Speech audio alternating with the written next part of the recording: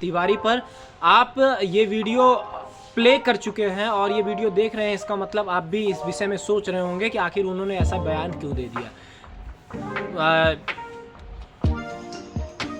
RSS प्रमुख मोहन भागवत जी ने जो भी बयान दिया है वो क्यों दिए हैं, क्या दिए हैं, कैसे दिए हैं, ये तो सभी के लिए जो है अचरज का विषय है। वास्तव में जो है अगर बात करें कि मोहन भागवत जी का बयान जो आया इस समय, और ये उन्होंने कहा कि जो है जातियों की रचना, जातियों की जो है रचना जो है ब्राह्मणों ने किया है, पंडितों ने किया है, इसको ईश्वर ने नहीं बनाया। इस बात का तो सभी स्वीकार करते हैं कि जातियों की रचना जो है ईश्वर ने नहीं बनाया है, हम मानवों ने ही बनाया है, क्योंकि ईश्वर की नजरों में तो समस्त प्राणी मात्र एक समान है।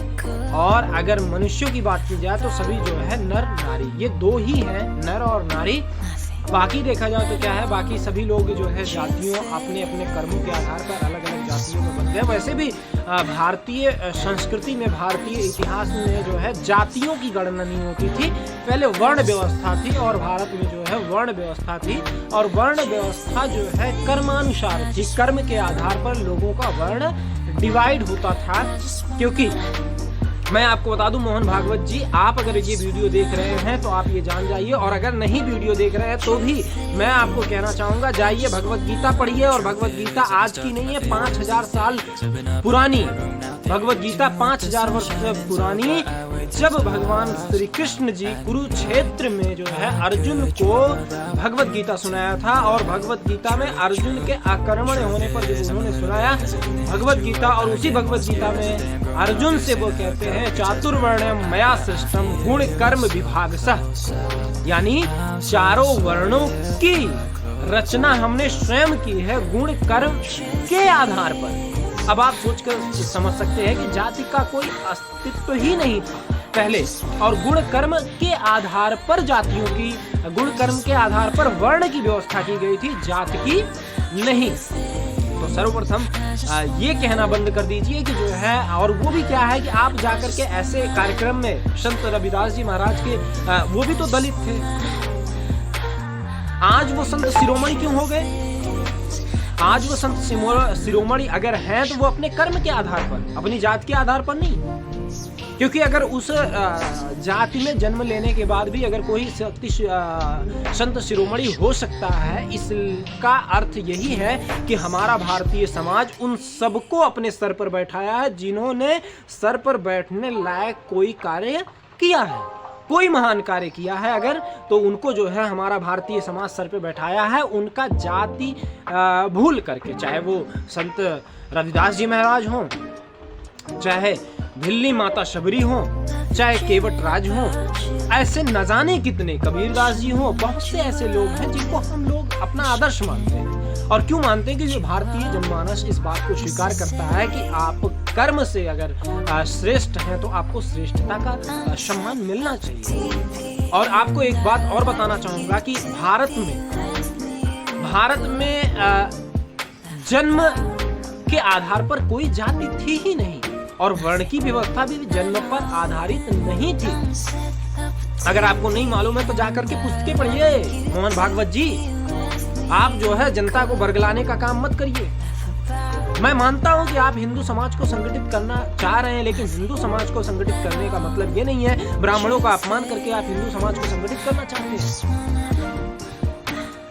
हिंदू समाज को संगठित करना है तो सही जानकारी देकर के हिंदू समाज को संगठित करिए, और भारत को हिंदू राष्ट्र बनाना है तो ये बोलना बंद कर दीजिए कि जो है ब्राह्मणों ने जो है जातिवाद फैलाया, ब्राह्मणों ने जो है जात की रचना कर दी, ब्राह्मणों ने छुआछूत बना दिया, ब्राह्मणों ने ऊंच नीच बना दिया। ये क्या बरगला रहे हो आप?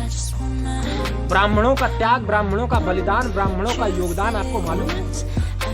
भारतीय इतिहास में जब जब भारत पे संकट आया ब्राह्मणों ने ही उसका साथ दिया। मैं ये अहंकार की बात नहीं कर रहा हूँ, स्वाभिमान की बात कर रहा हूँ कि भारत समाज में ब्राह्मणों का जो योगदान है वो अतुलनीय है, अविस्मरणीय है। आप ऐसे बयानबाजी करने से बचिए। आप बहुत प्रमुख पद पे बैठे हुए हैं, और पूरे भारत ही नहीं पूरे विश्व का आपके एक एक वचनों पर पूरे विश्व की नजर रहती है। आज आपकी बातें कोट की जा रही हैं, ब्राह्मणों ने किया, ब्राह्मणों ने किया।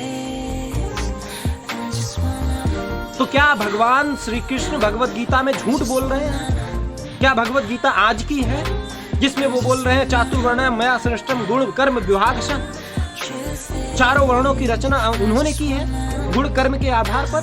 तो फिर जाति कहां से आ गई? आपको इस बात के लिए सोचना पड़ेगा, समझना पड़ेगा और एक एक बातों का जो है तर्क देना पड़ेगा। आपने कहीं पढ़ा है ब्राह्मणों ने फैला दिया जातिवाद? जाति की रचना ब्राह्मणों ने कर दी? आपके पास है कोई प्रमाण? मोहन भागवत जी हिंदुओं की ठेकेदारी कर रहे हैं, लेकिन हिंदुओं के हित की भी बात करिए आप। केवल ठेकेदारी से काम नहीं चलेगा। आपने अभी कुछ दिन पहले वक्तव्य दे दिया कि जो है भारत में हर जगह शिवलिंग क्यों ढूंढना? क्यों? आप ठेकेदारी क्यों कर रहे हैं हिंदू समाज का? 125 करोड़ हिंदू समाज जान रहा है कि हमारा शिवलिंग कहां तोड़ा गया, और उस शिवलिंग को अगर वो वापस लेना चाहता है तो आप उसमें जो है दादागिरी क्यों कर रहे हैं? चौधरीगिरी करने आए हैं, फिक्सिंग करने आए हैं हिंदू समाज का, हिंदू समाज के आस्थाओं का जो है सौदेबाजी करने आए हैं। अगर आपको हिंदू समाज का, आपने बोल दिया जो है हमें बस राम मंदिर से मतलब था, उसके बाद से किसी मंदिर से कोई लेना देना नहीं, तो हिंदू समाज का किस बात का प्रतिनिधित्व कर रहे हो आप हिंदू राष्ट्र बनाने की बात करते हो। भारत में जो है 4 लाख मंदिर जो है सरकार के अधिग्रहण में है, और सरकार उसका पूरे चढ़ावा लेती है, सरकार उसका पूरा जो है खर्चा उठाती है। उसके बाद देखा जाए तो सरकार सेकुलर है, और सेकुलर सरकार जो है अल्पसंख्यक कल्याण आयोग बना करके जो है अल्पसंख्यकों को अलग अलग योजनाएं चला रही है। आप उस पर कभी बोलते हैं अल्पसंख्यक कल्याण आयोग क्यों है भारत में? इस पर आप नहीं बोलेंगे, इस पर आपकी बयानबाजी नहीं आएगी। अल्पसंख्यक कल्याण आयोग बनाया हुआ है भारत में, वक्फ एक्ट बना हुआ है भारत में, इस पे आप नहीं बोलेंगे, इस पे आपको बयान नहीं करना है। जातिवाद पर आए हैं बात करने। रानी लक्ष्मीबाई अपनी जात के लिए जो है आजादी की लड़ाई लड़ी थी। चंद्रशेखर आजाद अपनी जात की लड़ाई लड़ रहे थे। मंगल पांडे स्वतंत्रता के आंदोलन का प्रथम क्रांतिकारी मंगल पांडे, वो भी ब्राह्मण था। गौ माता का चर्म जो है वो कारतूस में इस्तेमाल किया जा रहा था। अकेले बंदा बगावत कर लिया था अंग्रेजी हुकूमत से। आज आए हो आप इतने बड़े पूरे विश्व के सबसे बड़े गैर राजनीतिक संगठन हो, सामाजिक संगठन हो, शर्म नहीं आ रही है? भारत में गौ माता का हत्या किया जा रहा है, उस पर आपकी बोली नहीं निकलती है? बहुत बड़े गौ भक्त हो, हिंदू संगठन हो, शर्म नहीं आती? विश्व हिंदू परिषद जैसा संगठन बनाने के बाद भी कहीं कोई आंदोलन नहीं चल रहा है गौ हत्या रोकने के लिए? शर्म आनी चाहिए आरएसएस वालों, आप लोगों को। इतने बड़े संगठन होकर के तुम्हारा मुख्यमंत्री इतने राज्यों में होने के बाद भी, केंद्र में आपकी सरकार होने के बाद भी वक्फ एक्ट खत्म नहीं कर पा रहे हो। चले हो जो है बयानबाजी करने। इतने मंदिर, लाखों मंदिर जो है सरकार के अधिग्रहण में है, उसको मुक्त कराने का एक आंदोलन चल रहा है आपके द्वारा। केवल जो है बयानबाजी कर देते हैं, ऊट पटांग बयानबाजी कर देते हैं, हिंदू समाज के ठेकेदार बन जाते हैं आप लोग।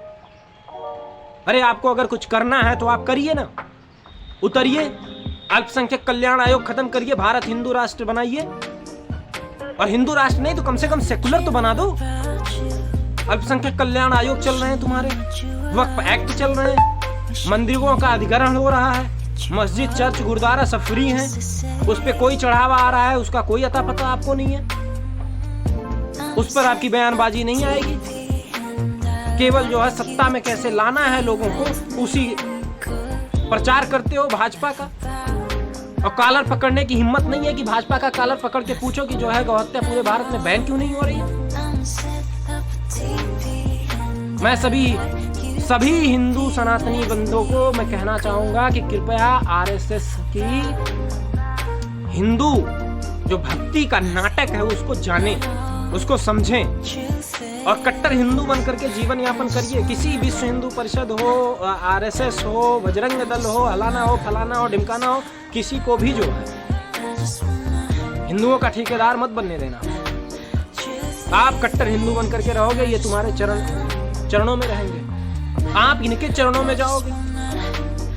कि विश्व हिंदू परिषद है तो ये देख लेगा, कुछ नहीं देखेगा कोई। सत्य की बात कीजिए, हिंदू परिषद हो, बजरंग दल हो, जो भी हो, आज पूरे भारत में कई स्लॉटर हाउस हैं जहां गौमाता की हत्या की जा रही है, कोई बोलने वाला नहीं है। ये सारे संगठन सो रहे हैं, उस पर नहीं बोलेंगे। मैं सभी हिंदू सनातनी बंधुओं को मैं एक निवेदन करना चाहूंगा, प्रार्थना करना चाहूंगा, कृपया जागिए और ऐसे लोगों को आगे बढ़ाइए जो राष्ट्र की बात करते हैं, हिंदू धर्म की बात करते हैं, सनातन की बात करते हैं। ऐसे लोगों को नहीं जो संगठन की बात करते हैं कि मेरा संगठन, तेरा संगठन, मेरा संगठन बड़ा, तेरा संगठन छोटा। दोस्तों, मैं एक ही चीज बोलना चाहूंगा, मैं भूपेंद्र तिवारी एक युवा क्रांतिकारी विचारधारा का समर्थक होने के नाते मैं आप सभी से निवेदन करना चाहता हूं, हाथ जोड़ करके निवेदन करना चाहता हूं कि कृपया अगर आपको मेरी बातें सही लगे, मेरी बातें में कुछ दम लगे, मेरी बातों में कुछ सच्चाई लगती हो और आपको लगता है कि वास्तव में जो है ये गलत बयानबाजी जो है मोहन भागवत जी कर रहे हैं और वो भी कुछ लोगों को अपने साथ लेने के लिए, अरे ये भाई जो है वो समाज, जिस समाज में आप खड़े होकर के भाषण दे रहे हो वो समाज हमारा अपना तो है ही, लेकिन उसको पता नहीं किस प्रकार का जो है लॉलीपॉप देने के चक्कर में जो है आप हिंदू समाज के जो है एक विशेष वर्ग को, जिन्होंने सनातन की रक्षा के लिए अपने प्राणों का बलिदान दिया,